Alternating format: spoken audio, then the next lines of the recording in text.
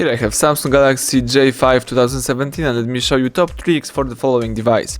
At the very beginning, let me show you one of the most useful features for the Galaxy J5, so the device maintenance. Let's open the list of all applications, find and select the settings.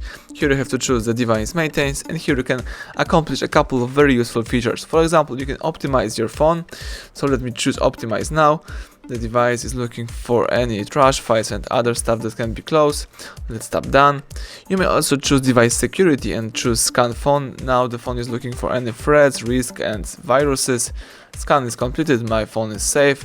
You may also go back and choose the memory. Here you can clean the memory to speed up your device.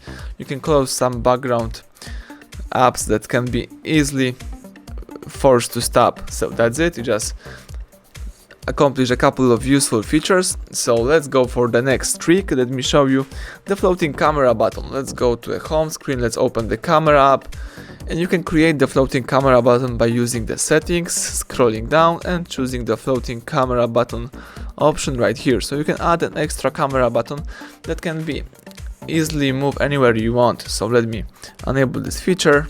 Let's go back. This is the floating camera button that you can place wherever you want, for example right here, and you can capture the screen just by tapping this camera button.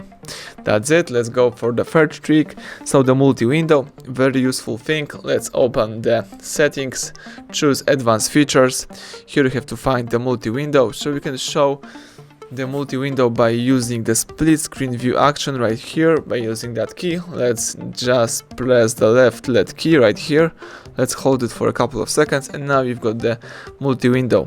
So you can, for example, choose the app list. You can open some app, for example the calendar, and as you can see right now, you can use the settings in the first screen and here the calendar. If you would like to just quit the multi-window, let's use this stray and let's scroll down to the end, and that's it. You just close the multi-window. Now let's go for the next trick, so the one-handed mode. Let's open the advanced features one more time. Let's find the one-handed mode right here, so you can adjust the display size and layout for the easier control.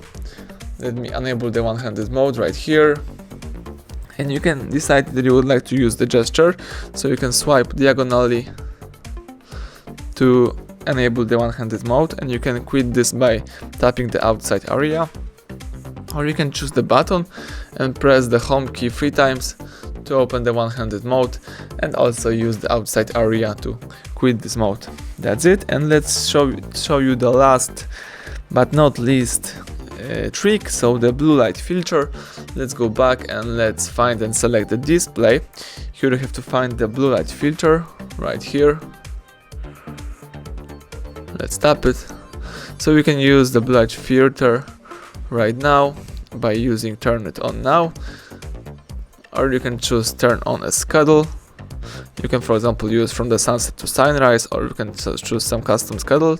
As you can see, you can also choose some opacity, so you can adjust to your needed, and you can also quit the blue light filter, but you have to remember that it will reduce your eye strain by limiting the amount of the blue light emission, so you can protect your eyes by using this blue light filter. So that's it. Thank you for watching.